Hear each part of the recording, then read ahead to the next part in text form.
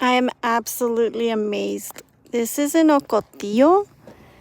I have never seen how it grows, but these leaves, they are huge.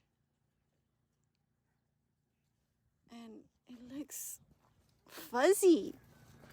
It's so healthy. It's beautiful. You get these beautiful cholla flowers.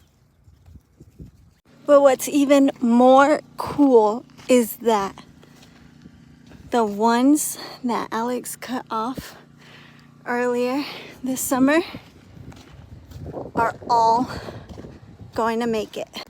These are all cut from that main Ocotillo, and these leaflets are proof.